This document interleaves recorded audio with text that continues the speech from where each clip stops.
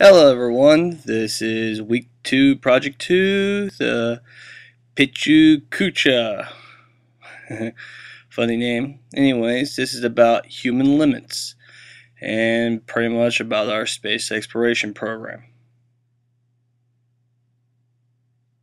NASA, a golden age ending.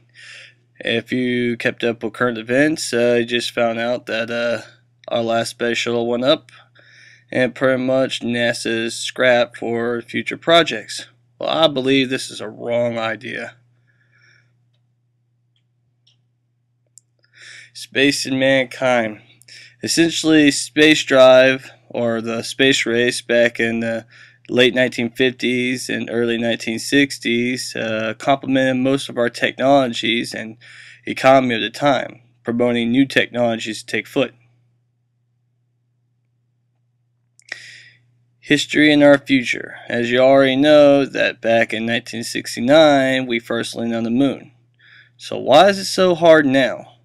Our technology is pretty much around 250 times better than it was before, but yet we're having the hardest times for the simplest of tasks. Then and now. Essentially, manned crafts, or I guess the manned space or exploration vessels, well, they're too cost effective. And that's kind of odd since 50 years ago it was, well, a basic endeavor. Some of the perks from a single field, as you can see here, many of our technologies that we use, cellular, our internet, computer technologies, all driven by our need for space exploration. Desperate times call for desperate measures. Basically, NASA's selling off because no one's willing to foot the bill, saying that we already done everything that we need to do. A lot of people don't realize that we have barely even scratched the surface of the exploration of our own solar system. Expensive scrap.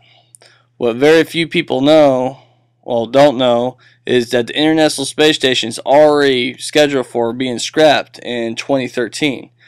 Recent development at Congress is trying to keep the space station up for an additional 5 years. A lot of people don't know that the economy is mainly driven from new technologies and new resources being procured.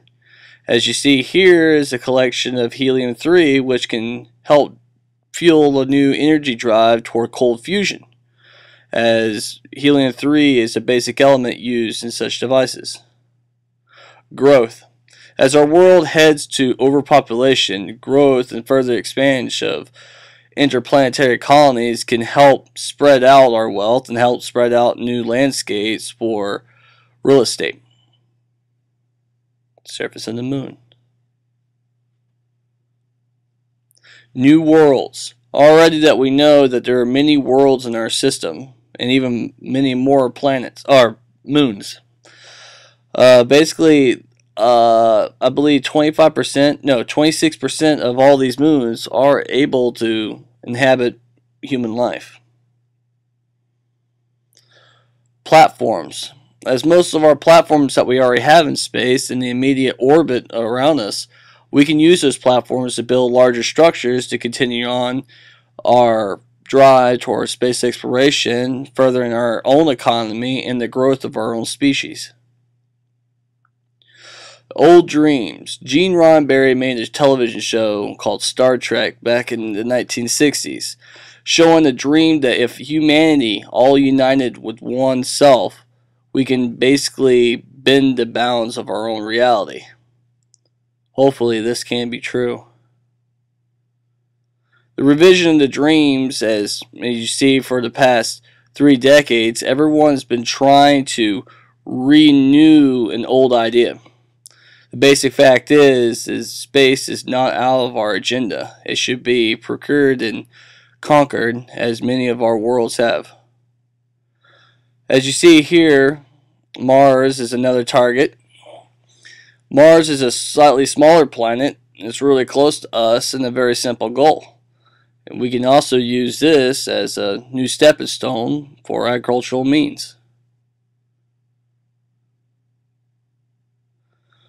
Basically, most of the planets and moons within our inner circle of our own solar system is common ground. As you know, it gets colder as you further you get from the sun and warmer as you get closer. But these three spheres are easily conquered and built upon. We can either go a better future where we can conquer our own endeavors and try to build up our own technologies and try to help our own selves and possibly run into other species and try to do the same. Or we can look to a darker fate. Hence a darker fate. As the Empire from Star Wars, where we have a single-mindedness saying that everything should be this way, set that only technology should be procured is into militaristic needs and to basically suppress the population.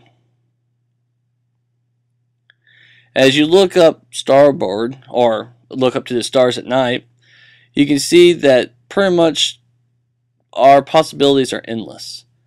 There's no bounds, there's no means, there's not even an end to our own universe. So, what decision would you make?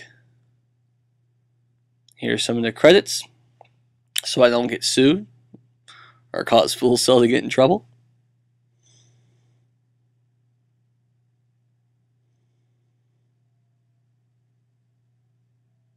And thank you.